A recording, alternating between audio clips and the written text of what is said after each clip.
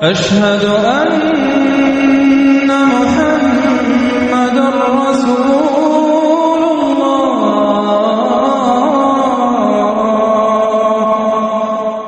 یہ امتحانات کرے کون کون سے امتحان ہیں جن سے انسان گزرتا ہے، جس کا میں نے کہا ہے کامل مرقع ہے حضرت ابراہیم علیہ السلام کی شخصیت کی زندگی۔ سب سے پہلا انسان کا امتحان جو ہے اس کے عقل کا، شعور کا، اس کے فہم کا، اس کی فطرت کا، اس کی جبلت کا، وہ کیا ہے؟ اس دنیا میں آنکھیں کھولنے کے بعد اللہ تعالیٰ پر ایمان لاتا ہے یا نہیں؟ اللہ کو پہچانتا ہے کہ نہیں؟ میرا خالق کون؟ میرا مالک کون؟ میرا پیدا کرنے والا کون؟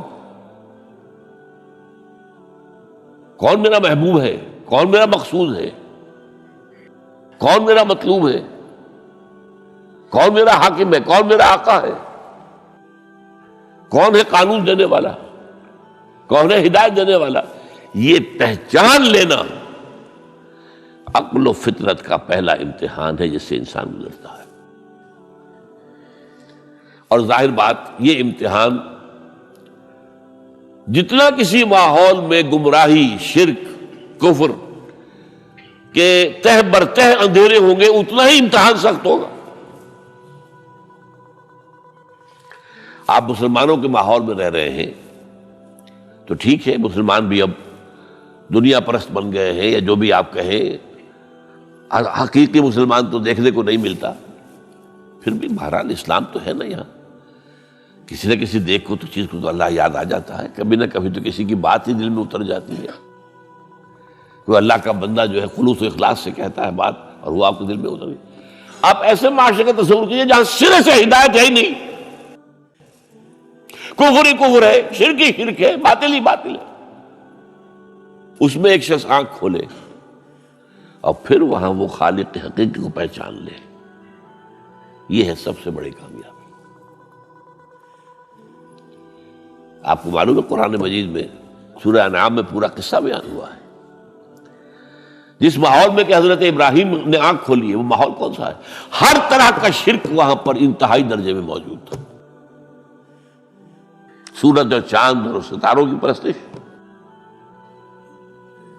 بتوں کی پرستش، اور سیاسی شرک۔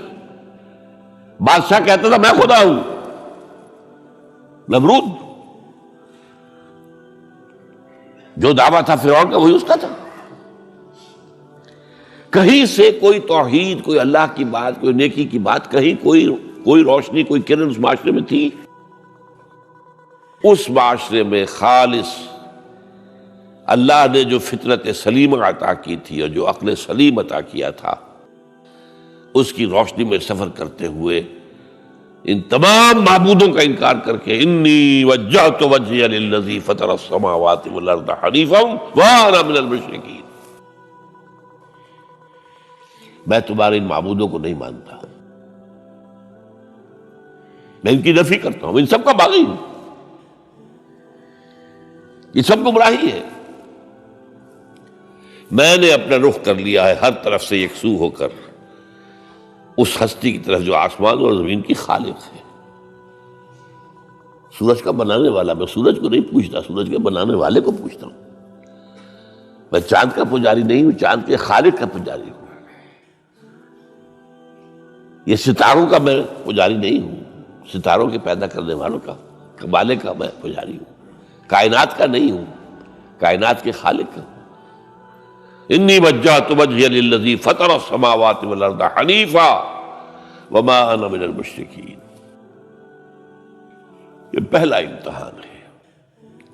دیکھیے اپنے اوپر قیاس نہ کیجیے، آپ جو اللہ نے پیدا کیا مسلمانوں کے گھر میں، آپ کے ایک کان میں پیدا ہوتے ہی اذان کہہ دی گئی، دوسرے میں اقامت کہہ دی گئی، آخر کہیں نہ کہیں تو کوئی اثر اس کا ہوتا ہوگا نا، تبھی تو، ورنہ یہ بے مقصد تو کام نہیں ہے، حضور سے مسنون ہے یہ۔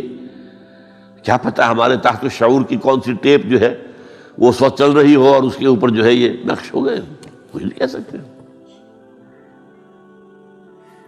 لیکن وہاں جو کچھ بھی نہیں تھا، کفری کفر، سیاسی شرک، مذہبی شرک، ستارہ پرستی کا شرک، بت پرستی کا شرک. اس میں ایک نوجوان، سلیم الفطرت نوجوان، اس نے ان تمام سے رخ موڑ کر ایک اللہ کی ہستی کی طرف. اب آپ سوچئے دوسرا امتحان آتا ہے. اب حق پر پہنچ تو گئے، حق پر کھڑے رہنا آسان نہیں ہے.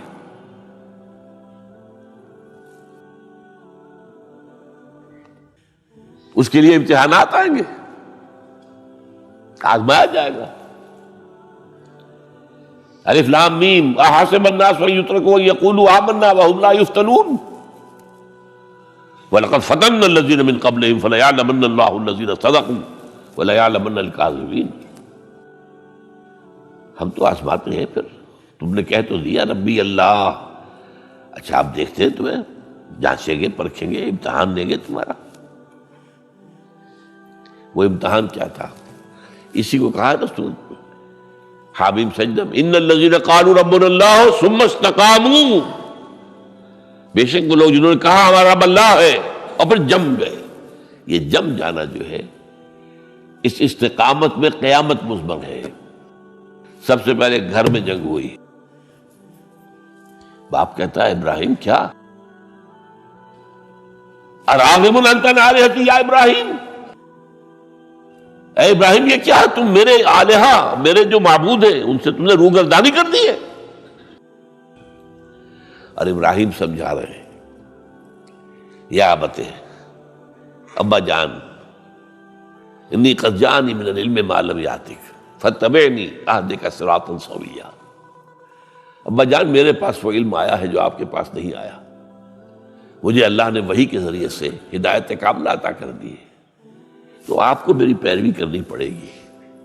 دیکھیے بات الٹی ہو رہی ہے. وہ باپ ہے، تم بیٹے ہو.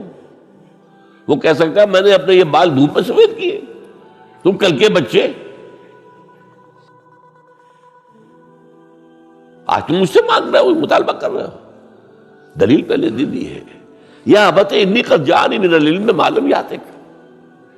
وہ علم کا وہ شعبہ آپ کے پاس ہے ہی نہیں جو اللہ نے مجھے وحی کے ذریعے سے دے دیا ہے، لہٰذا آپ کو میری پیروی کرنی ہوگی. یا ابت لا تعبد الشیطان. ابا جان دیکھیں شیطان کی پیروی نہ کیجیے. انہ کان للرحمن عصیا. وہ تو رحمان کا بڑا گنہگار تھا، سرکش تھا، باغی تھا. یا ابت انی اخاف ان یمسک عذاب من الرحمن فتکون للشیطان ولیا. ابا جان مجھے بڑا اندیشہ ہے کہ آپ کہیں اللہ کی نگاہ میں شیطان کے ساتھیوں میں شمار نہ ہو جائیں اور پھر آپ پر اللہ کا عذاب نہ آ جائے.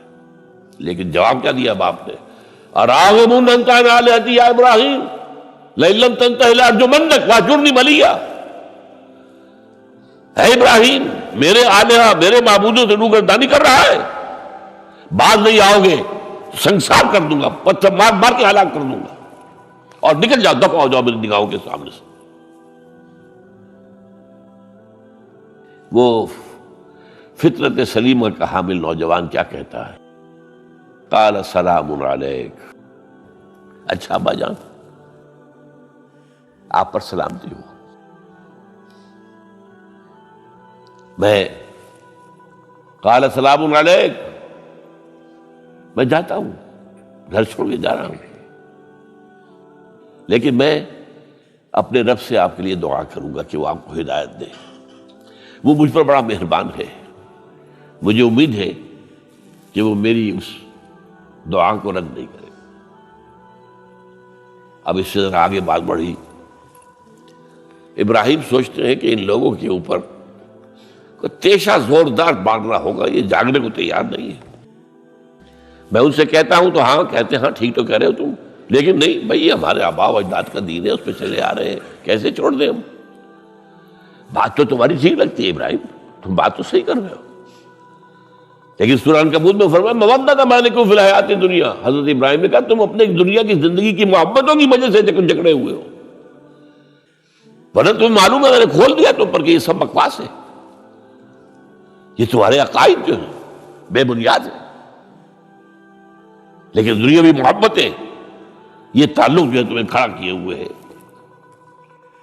جب انہوں نے دیکھا کہ ان پر، وہ اقبال کا شعر ہے کہ پھول کی پتی سے کٹ سکتا ہے ہیرے کا جگر، مرد ناداں پر کلام نرم و نازک بے اثر۔ مرد ناداں پر کلام نرم و نازک، اس کے اوپر تو وہ ہتھوڑا چلانا پڑتا ہے، وہ ہتھوڑا چلانے کی سوچی۔ ان کا کوئی تہوار آ رہا تھا جس میں جا کے باہر میدان میں جا کے کوئی پوجا کرنی تھی کسی خاص ستارے کی، اور پورا شہر خالی ہو جانا تھا۔ حضرت ابراہیم نے کہا میری طبیعت تو ٹھیک نہیں، میں تو آپ لوگوں کے ساتھ نہیں جاؤں گا، آپ جائیے۔ سب چلے گئے، پورا شہر خالی ہو گیا۔ اب انہوں نے ہاتھ میں ہتھوڑا لیا، وہ بت خانے میں گھس گئے اور سب بتوں کو توڑ کے چورا چورا کر دیا۔ لیکن طبیعت میں ایک عجیب قسم کا ایک مٹھاس والا مزاح تھا، تو اس ایک سب سے بڑے بت کو چھوڑ دیا اور اس کے کندھے پر وہ تیشہ رکھ دیا۔ اب جو وہ رات کو واپس آئے ہوں گے، آپ سوچئے ذرا، آج بھی ہندوستان کے شہر متھرا میں یا بنارس میں کہیں بتوں کے ساتھ کے کوئی حشر کر دے تو کیا قیامت آئے گی۔ کیا کیا؟ من فعل ھذا بآلہتنا، کون ہے وہ جس نے ہمارے معبودوں کا یہ حشر کیا ہے؟ بہت کچھ کر کے کچھ لوگ، ہاں ہم سنتے تھے ایک نوجوان جو ہے وہ کچھ ان کا ذکر کیا کرتا تھا، ان بتوں کا کہ ان میں کچھ نہیں ہے، کچھ نہیں ہے، کچھ باغیانہ خیالات کا اظہار کیا کرتا تھا وہ ابراہیم۔ بلاؤ، حاضر کیا گیا، یا ابراہیم انت فعلت ھذا، کیا اب تم نے یہ؟ مجھ سے کیا پوچھتے، اس بڑے بت سے پوچھو،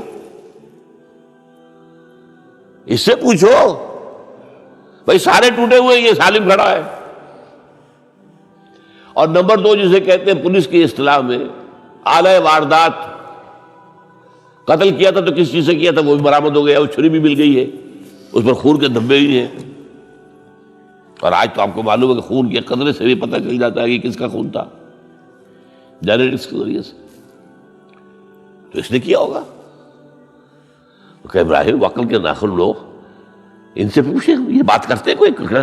اف لکم، تو ہے تم پر، تم پوچھتے ہو ان کو جو بات تک نہیں کر سکتے، جو اپنا دفاع نہیں کر سکتے، جو اپنے آپ کو بچا نہیں سکتے۔ ایک عام انسان بھی دفاع کرتا ہے اپنا۔ فرجعوا الی انفسہم، اب انہوں نے اپنے اندر دلوں کی طرف دھیان کر کے سوچا کہ واقعی ابراہیم صحیح کہتا ہے، لیکن پھر لوٹے، پھر وہ عصبیت، پھر وہ آباء و اجداد کے ساتھ تعلق، پھر وہ معاشرتی نظام۔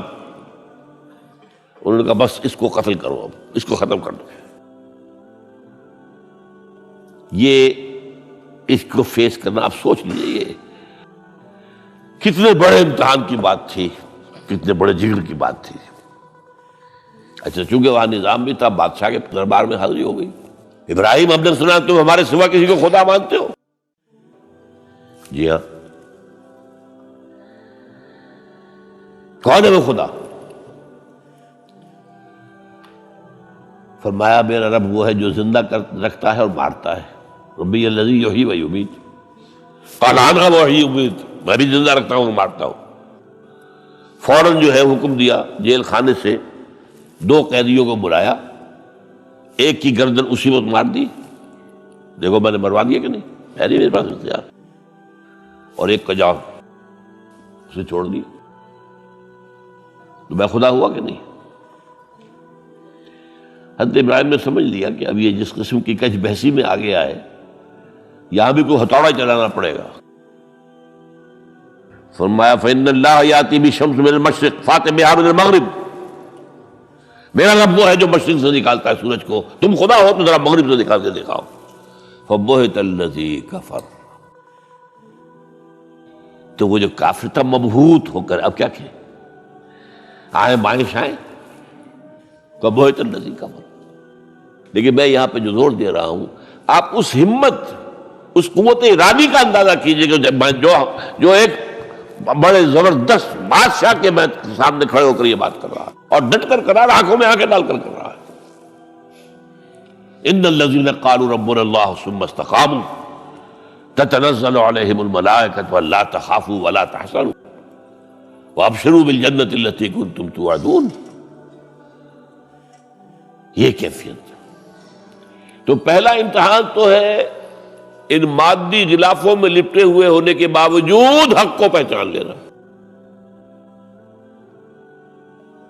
اس مادی کائنات میں گم نہ ہو جانا، اس سے ماورا، اس سے بلندتر ہو کر اس ہستی کو پہچاننا جس نے اس کو پیدا کیا۔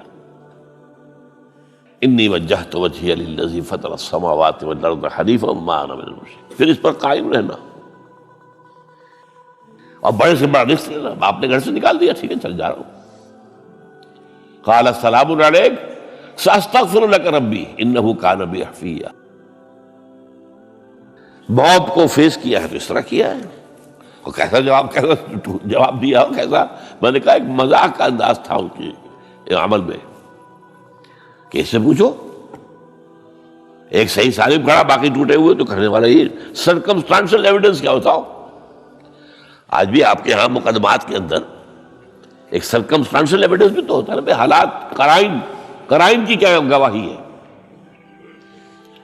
تو وہ سالم ہے، باقی سب ٹوٹے ہوئے، دوسرے یہ کہ آلہ جو ہے اس کے پاس سے برآمد ہو رہا ہے، اس کے کندھے پر رکھا ہوا، اور پھر یہ کہ بادشاہ کے دربار میں جا کر جس طرح اس کی انکار کیا ہے اس کی خدائی کا، ان کا ٹھیک ہے، اس کو تو اب زندہ آگ میں ڈالو اور یہ گر جائے، ختم کر دو، اس کو بسم کر دو۔ اچھا، اس کے لیے تیاریاں کی گئی ہیں، سورہ صافات میں اس کا ذکر موجود ہے۔ تو اب حضرت ابراہیم دیکھ رہے ہیں کہ میرے لیے آگ کا الاؤ تیار ہو رہا ہے بہت بڑا، ایک اوپر مچان بنائی گئی ہے جہاں سے کہ ان کو پھینکنا ہے آگ میں، سب ہو رہا ہے۔ وہ سب یہ کس لیے کر رہے تھے؟ یہ نوجوان کے ہوش ٹھکانے آ جائیں گے جب آگ دیکھے گا سامنے۔ ابھی تو کوئی آیا نہیں نا امتحان اس پر، اسی لیے قرآن میں آیا ہے کہ ہم نے ان کو ناکام کر دیا جنہوں نے کہ یہ آزمائش ڈالی تھی۔ حضرت ابراہیم کود گئے۔ اقبال کہتا ہے بے خطر کود پڑا آتش نمرود میں عشق، عقل ہے محو تماشائے لبے بام ابھی۔ دیکھیے یہ دو عقلیں ہیں، یہ سمجھ لیجیے۔ ایک عقل وہ ہے جو پہچان لے، ایک عقل وہ ہے جو آگے چلنے سے روکے۔ دیکھو دماغ ٹھیک نہیں تمہارا، کیا کر رہے ہو؟ اپنی جان سے کھیل رہے ہو، جان سے چلے جاؤ گے۔ تو عقل جو ہے ایک معنی میں وہ حقیقت کو پہچاننے میں مددگار ہے، اگرچہ منزل تک نہیں پہنچا سکتی۔ گزر جا عقل سے آگے کہ یہ نور چراغ راہ ہے، منزل نہیں ہے۔ راس چراغ رکھا ہے تو روشنی تو ہو جائے گی نا، کچھ نہ کچھ دکھا دے گی، بس یہ چراغ راہ ہے، یہ آخری منزل تک عقل نہیں پہچان سکتی۔ یہ تو فطرت انسانی ہے، قلب ہے، روح انسانی ہے، وہ پہچانتی ہے۔ اور عقل گو آستان سے دور نہیں، اس کی قسمت میں پر حضور نہیں، حاضری نہیں ہوتی وہاں۔ اللہ تک پہنچانے والی شے عشق ہے، اللہ کی محبت ہے۔ آگے چلنے سے تو عقل روکتی۔ عقل کا لفظ جو ہے وہ اس سے پہلے یقیناً کئی مرتبہ میں نے یہاں پہ بیان کیا ہوگا۔ عقل کے معنی ہے روکنے والی۔ یہ جو سعودیز جو ہے وہ اپنے سروں کے اوپر ایک باندھتے ہیں، کوئی سنہری رنگ کا ہوتا ہے، کچھ ہوتا ہے اس کو اپنے رومال کے اوپر، اس کو اقال کہتے ہیں، اقال۔ یہ ان کی پرانی بدویانہ، جب ان کو کھانے پینے کو بھی نہیں ملتا تھا، بھوکے پیاسے ننگے پاؤں ننگے بدن رہتے تھے، اس وقت سے ایک رواج ہے۔ ان کی ساری زندگی جو ہے گھومتی تھی اونٹ کے گرد، اونٹی کا گوشت کھا لینا ہے، اونٹی کا دودھ پی لینا ہے، اونٹ کے اوپر سواری کر لینی ہے، اونٹ کی کھال سے جو ہے وہ خیمے بنا لینے ہیں، اونٹ کے بالوں سے اپنے لیے کوئی کمبل بنا، اونٹ ہی اونٹ تھا۔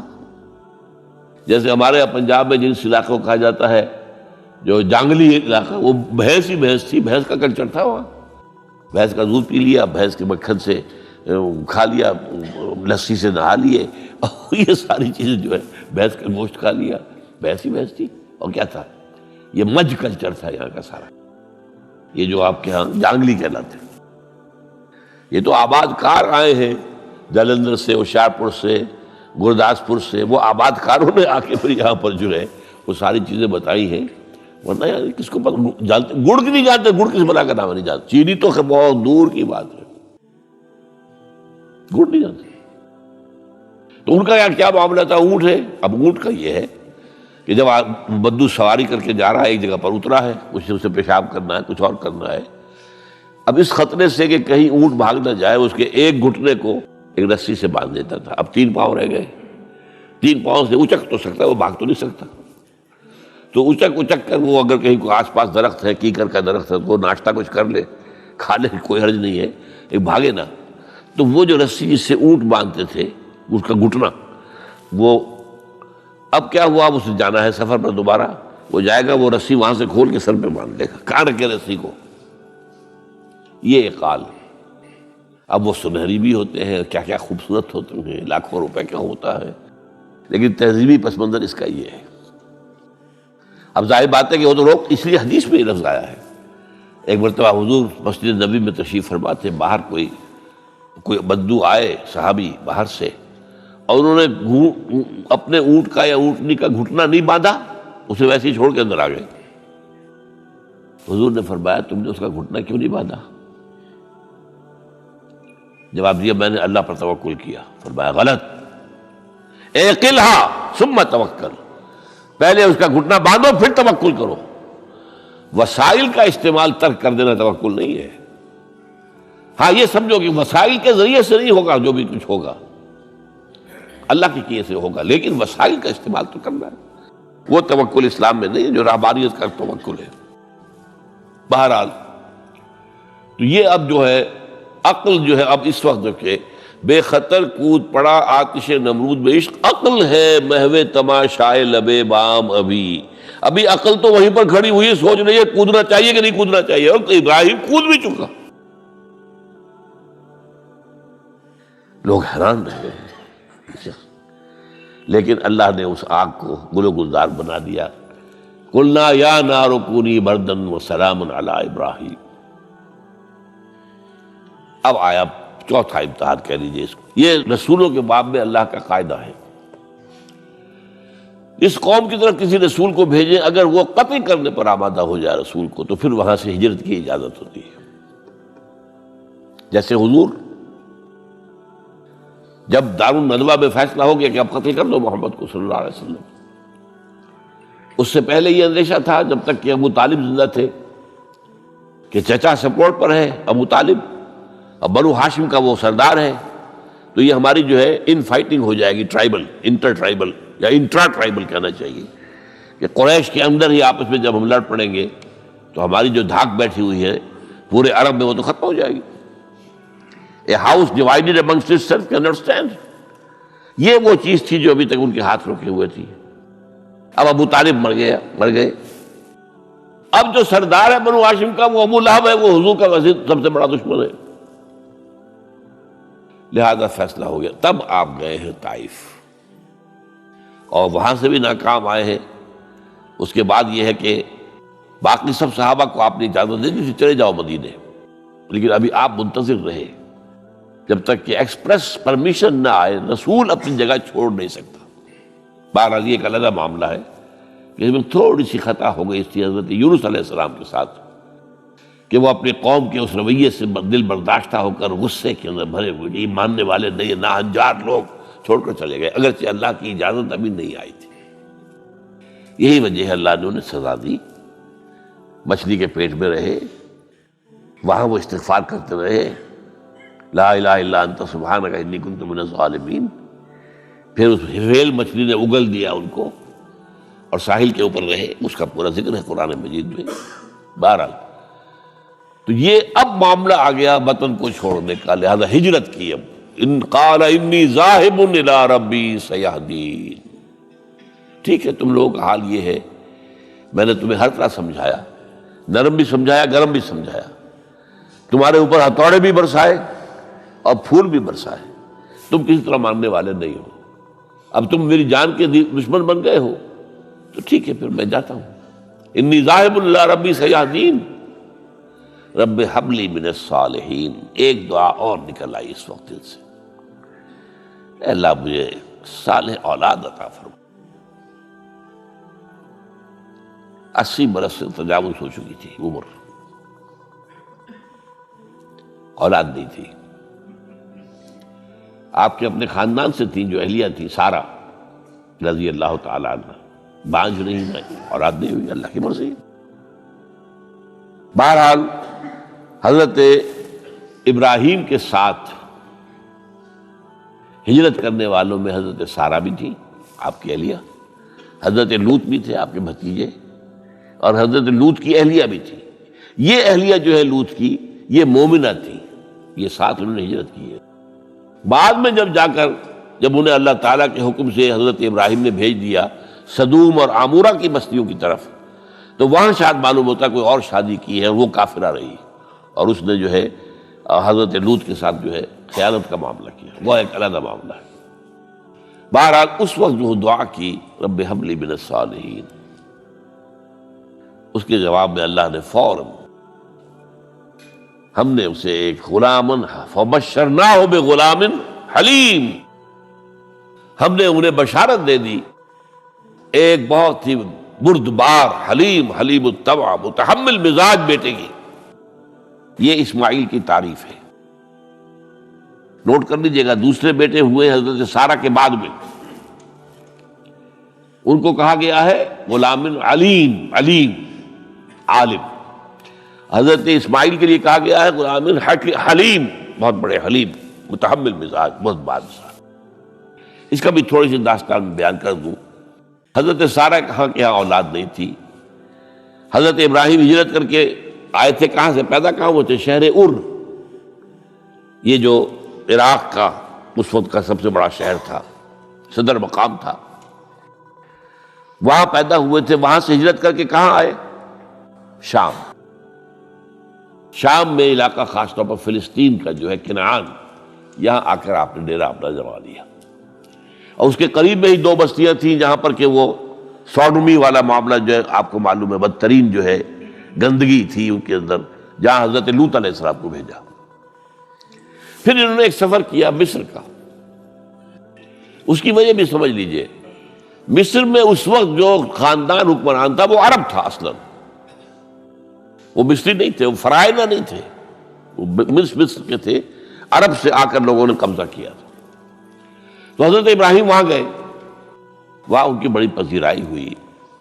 ایک حادثہ سا بھی ہوا کہ یہ اندیشہ تھا کہ کہیں حضرت سارہ بہت خوبصورت تھی، تو کوئی بادشاہ جو ہے، وہ بادشاہوں کے اپنے انداز ہوتے ہیں، تو کوئی جو ہے کوئی غلط حرکت نہ کرے۔ تو کہا کہ سارہ سے کہا کہ میں جب یہ مجھ سے پوچھے گا یہ کون ہے تو میں کہہ دوں گا میری بہن ہے، نہیں میں کہوں بیوی تو پھر تو وہ کہے گا ٹھیک ہے پھر یہ اب میں لیتا ہوں اس کو، بہن ہے۔ بہرحال اس میں جو بھی ہوا، اللہ تعالیٰ نے حضرت سارہ کی عزت بھی بچائی۔ وہ معجزہ دیکھا حضرت ابراہیم کی طرف سے جو اللہ نے پیش کیا، جیسے حضرت سارہ کو مصر کے بادشاہ کی اس غلط نیت سے بچائے رکھا۔ پھر اس شخص نے جو ہے اپنی بیٹی ہاجرہ یہ خدمت میں پیش کی۔ یہ ہاجرہ کنیز نہیں تھی، یہ اصل میں یہودیوں نے مشہور کر دیا ہے۔ یہودی کہتے ہیں کہ اصل بیوی تو تھی حضرت سارہ، اور سارہ کے ہاں اولاد بعد میں ہوئی ہے، وہ ہے اسحاق کے بیٹے ہیں یعقوب کی اولاد ہم ہیں، تو اصل تو ابراہیم کی اولاد ہم ہیں۔ ہاجرہ جو ہے تو کنیز تھی، لونڈی تھی، لہذا اس کی وہ عزت ہی نہیں، اسماعیل کی وہ عزت ہی نہیں، اسماعیل کا وہ مقام ہی نہیں۔ یہ یہودیوں کا قول ہے، لیکن وہ اصل میں کنیز نہیں تھی، وہ بیٹی تھی، شہزادی تھی۔ بلکہ تاریخ نے اپنے آپ کو پھر دہرایا ہے کئی ہزار سال بعد۔ حضور نے صلح حدیبیہ کے بعد جب خطوط لکھے ہیں دعوتی بادشاہوں کے نام، شہنشاہ ایران، شہنشاہ روم، مقوقس مصر، نجاشی حبشہ، خطوط لکھے، تو مقوقس جو ایک طرح کا بادشاہ تھا، پیٹریارک تھا، جو الیگزینڈریا کا، اس نے اکرام کیا حضور کے جو سفیر تھا ان کا بڑی عزت کی، احترام کیا، اور پھر حضور کی خدمت میں دو جو ہے خواتین کو بھی بھیجا. اب اس زمانے میں یہی رواج دنیا کے اندر چلتے تھے. اور یہ گھوڑا بھیجا، دلدل، وہ جو حضور صلی اللہ علیہ وسلم کا بہترین گھوڑا تھا. تو انہی میں سے ایک کنیز جو ہے ان سے حضور نے نکاح کیا، ماریہ قبطیہ. اور ماریہ قبطیہ سے اللہ نے اولاد دی حضور کو عمر کے آخری درجے میں. حضرت ابراہیم نام رکھا ان کا. نوٹ کیجیے، سائیکل مکمل ہو رہا ہے. ابراہیم گئے تھے مصر، وہاں سے ہاجرہ آئی اور اس سے اسماعیل ہوئے، اسماعیل سے یہ ساری نسل چلی، محمد پیدا ہوئے. محمد کے نکاح میں پھر مصر سے آئی ہوئی ایک خاتون آئی ہے ماریہ قبطیہ، ان سے جو پیدا ہوئے ان کا نام ابراہیم رکھا. تو یہ گویا کہ یہ ایک عجیب سائیکل ہے.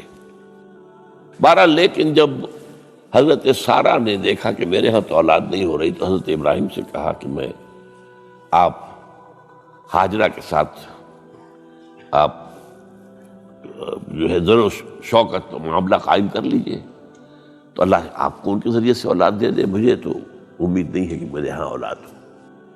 تو اس پر حضرت ابراہیم نے ان کے ساتھ وہ رشتہ قائم کیا اور اللہ نے اسماعیل جیسا بیٹا دے دیا. اب اللہ تعالیٰ نے حکم دیا ہاجرہ اور اپنے اس بیٹے کو لے جاؤ اور جاؤ وہاں بواد غیر ذی زرع، جاؤ وہاں حجاز کی اس وادی کے اندر، وادی غیر ذی زرع، وہاں ان کو چھوڑ دو. اب یہ امتحان دیکھیے، توکل کا امتحان. حضرت ابراہیم لے آئے، کوئی متنفس نہیں، کوئی گھاس تک پیدا نہیں ہو رہی. کوئی درخت کا ہونا تو اور بڑی بات ہے کہ کھجور کا درخت ہو یا کوئی اور درخت بھی نہیں. پانی نہیں، پانی کا ایک مشکیزہ تھا ابراہیم کے پاس، وہ چھوڑ دیا. کچھ کھجوریں تھیں وہ دے دی اور چلے. حاجرہ پوچھتی ہے ہمیں کس کے بعد سارے چھوڑ کے جا رہے ہیں؟ کہنے لگے اللہ کے. یہ ہے توکل، اللہ کا حکم ہے. دعائیں مانگ مانگ کر رب ہب لی من الصالحین فبشرناہ بغلام حلیم.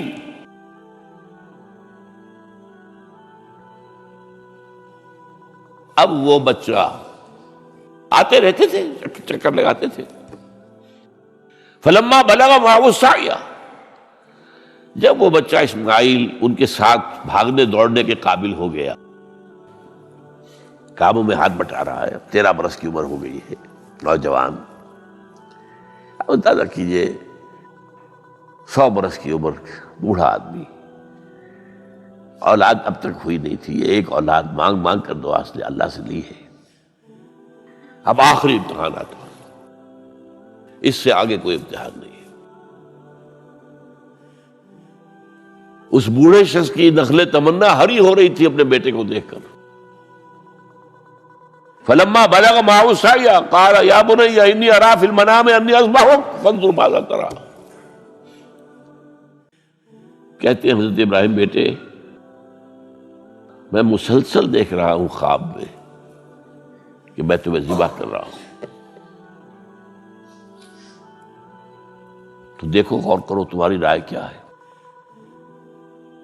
نبی کا خواب بھی وہی ہوتا ہے، اس میں کوئی شیطنت جو ہے، کوئی شیاطین جن و انس کی کوئی مداخلت نہیں ہو سکتی. پھر یہ کہ پے بپے 3 دن یا بنی انی اری فی المنام انی اذبحک فانظر ماذا تری. اب جواب سنیے وہ حلیم. یا ابت افعل ما تؤمر ستجدنی انشاءاللہ من الصابرین. ابا جان کر گزریے جو آپ کو حکم ہو رہا ہے. تومر امرتا نہیں، تومر حکم ہو رہا ہے. جب 3 دفعہ آپ کو یہ حکم ہو گیا اللہ کی طرف سے تو پھر دیر کاہے پہ. یا ابت افعل ما تؤمر ستجدنی انشاءاللہ من الصابرین. آپ مجھے انشاءاللہ صابر پائیں گے. یہ وہ صابر اور حلیم ہونے کی شان ہے، جان دینے کے لیے تیار.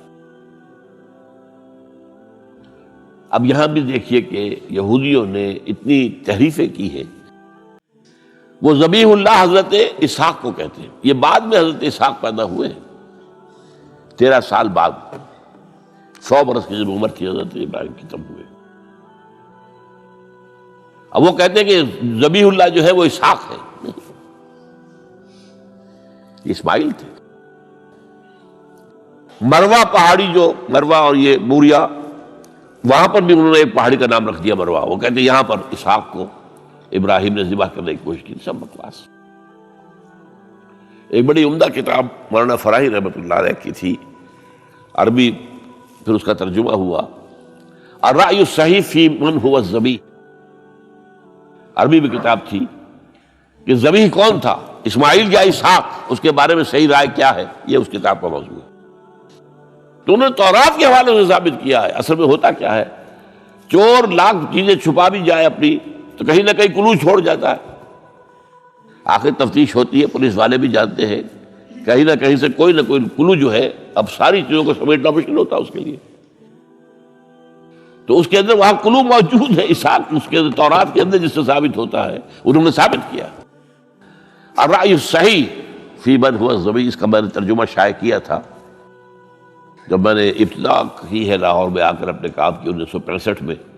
تو دارالاشاعت الاسلامیہ میں نے قائم کیا تھا اپنا ایک دارالاشاعت پبلشنگ ہاؤس، اس سے وہ کتاب شائع کی تھی میں نے. اب بھی وہ چھپتی ہے، اب وہ اور پبلشر ہیں ان کے، وہ چھاپ رہے ہیں. بہرحال تو حضرت اسماعیل جو ہے وہ ذبیح اللہ ہے. اللہ نے جب لٹا دیا، فلما اسلما وتلہ للجبین. اب یہاں پر ذرا نوٹ کیجئے، اسلما، جب دونوں نے اسلام کا مظاہرہ کیا، وہ جو میں نے کہا تسلیم، سر تسلیم خم ہے جو مزاج یار میں آئے. بوڑھا باپ چھری لے کر تیار ہو گیا ہے اور جوان بیٹا گردن ڈال کر بس صرف ایک احتیاط کی ہے کہ پیشانی کے بل لٹایا ہے تاکہ چہرہ سامنے نہ رہے. بس اتنی بات. چھری چلاتے ہوئے چہرہ میں اوندے بولتا للہ للجبین، پیشانی کے بل انہوں نے لٹا دیا اور پھر چھری چلائی. لیکن اللہ نے پکار کر کہا، یا ابراہیم قد صدقت الرؤیا انا کذالک نجزی المحسنین. اے ابراہیم بس تم نے اپنا خواب پورا کر دیا. میں نے آج سے بہت پہلے مضمون لکھا تھا اس پر، تو میں نے کہا تھا جس کا امتحان لیا جا رہا تھا وہ فیل نہیں ہوا، ممتحن کو بس کرنی پڑی ہے، اللہ کو بس بس بس. ان ھذا لہو البلاء المبین. اے ابراہیم واقعتاً یہ بہت بڑی آزمائش تھی جس میں تم پورے اتر گئے ہو. یہ میں نے آپ کے سامنے زندگی کا جو پورا ایک نقشہ ہے ابراہیم کا، ہر قدم پر امتحان، ہر قدم پر امتحان، ایک سے ایک کڑا امتحان، ایک سے ایک بڑا امتحان، اور آخری امتحان یہ تھا ان ھذا لہو البلاء المبین. جب ممتحن یہ کہتے ہیں بھائی بات تم بہت مشکل، پرچہ واقعی میں نے بہت مشکل سیٹ کیا تھا، کمال ہے تم نے بہت عمدہ حل کیا، تو اس سے بڑی شاباش کیا ہوگی. لیکن اس کے ساتھ یہ ہے کہ اب اگلا موضوع آ رہا ہے میرا، جہاں تک تو معاملہ آ گیا. یہ قربانی جو ہے اس کو پھر ہمیشہ کے لیے اب سنت ابراہیم کے طور پر جا باقی رکھا گیا. عین اس وقت جنت سے ایک میڈا ان کی جگہ آ گیا. حضرت اسماعیل کو کوئی قدم نہیں پہنچی، کچھ بھی نہیں، میڈا ذبح ہو گیا. اور وہ قربانی ہے جو آج پوری دنیا میں اس وقت سے لے کر ترکنا علیہ فی الآخرین، ہم نے اس کی یہ یاد ہے. یہ قربانیاں جو آپ دیں گے یہ کیا ہے؟ حضور سے پوچھا گیا ما هذه الاضاحی یا رسول اللہ، اے اللہ کے رسول یہ اضاحی کیا ہے، یہ کیا ہے، یہ جو ہم قربانیاں دیتے ہیں کیا ہے؟ قال سنت ابیکم ابراہیم، یہ تمہارے باپ ابراہیم کی سنت ہے. اس کو زندہ رکھا ہے اللہ نے. ان کے اس امتحان کی کامیابی کو اس کا جشن منایا جا رہا ہے. ہر سال لاکھوں کا کروڑوں جانور جو ہیں اللہ کے نام پر ذبح ہو رہے ہیں. یہ وہ اسماعیل کی قربانی کا جو ہے یہ جشن ہے جو منایا جا رہا ہے. البتہ یہاں میں ایک بات کہہ دوں، علامہ اقبال نے ایک شعر میں شاعرانہ ایک ہوتا نا تصور، ایک اس میں ایک بات کہی ہے جو میرے خیال میں مناسب نہیں ہے. شعر تو بہت اچھا ہے غریب و سادہ و عجیب، غریب و سادہ و رنگی ہے داستان حرم،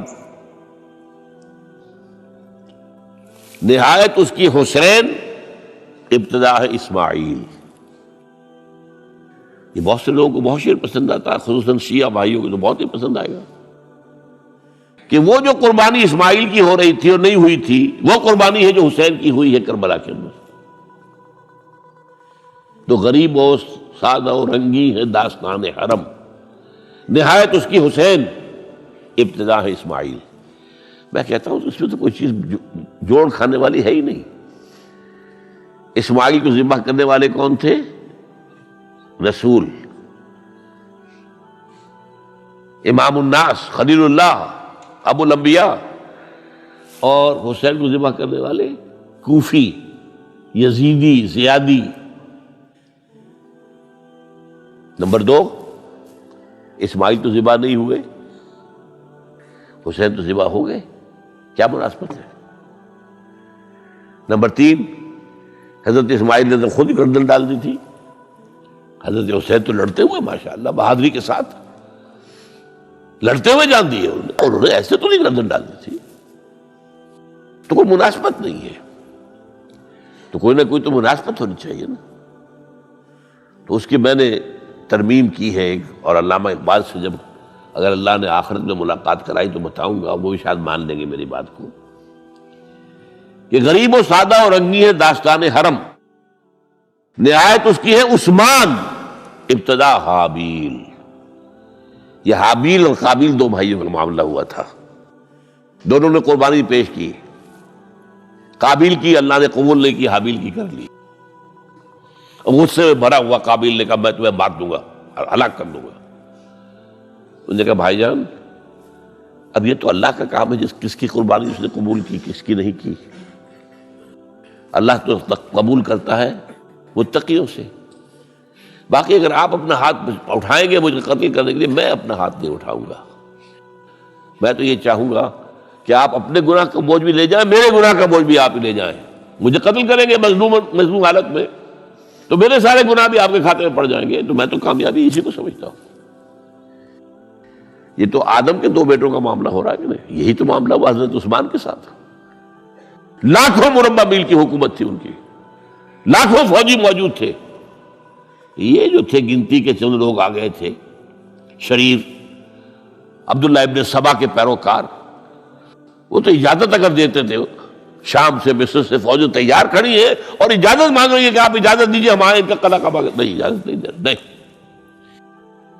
اتنی بڑی بات ہے یہ کہ حضرت عثمان کہتے ہیں کہ میں کسی کلمہ گو کا کے خون سے اپنا ہاتھ رنگنا نہیں چاہتا۔ یہ کچھ بھی ہے، کلمہ گو تو ہے، اپنی جان بچانے کے لیے کلمہ گو کی جان لے لوں، جب یہ مجھے مار دیں گے پھر تم ان سے قصاص لینا، یہ پھر تمہارا کام ہوگا، میرا مجھ سے کوئی تعلق نہیں۔ تو وہ ہے کہ جو اصل میں جن کو پھر شہید کیا گیا، اور قابیل نے حابیل کو شہید کیا، تو یہ تو مناسبت ہوئی نا۔ تو جس طریقے سے اس نے کہہ دیا تھا حابیل نے کہ بھائی جان میں تو ہاتھ نہیں اٹھاؤں گا، آپ جو مرضی کیجیے، اسی طرح حضرت عثمان نے کہا میں ہاتھ نہیں اٹھاؤں گا، میں کلمہ گو کا کسی کا خون اپنے گردن پر نہیں لینا چاہتا۔ ہاں یہ جب مجھے قتل کر دیں گے پھر تم قصاص لے لینا، یہ الزام بات ہے۔ تو میں نے اس شعر کو یوں کیا ہے، اب غریب و سادہ و رنگی ہے داستان حرم، پہلا مصرع تو یوں کا تو ہے، نہایت اس کی ہے عثمان، ابتدا حابیل۔ حضرت اسماعیل تو ہوئے ہی نہیں نہ شہید ہوئے نہ ذبح ہوئے، وہ تو ہوئے ہی نہیں، واقع نہیں، وہ تو ایک امتحان تھا جو اللہ نے لیا اور چھری نے کاٹا ہی نہیں۔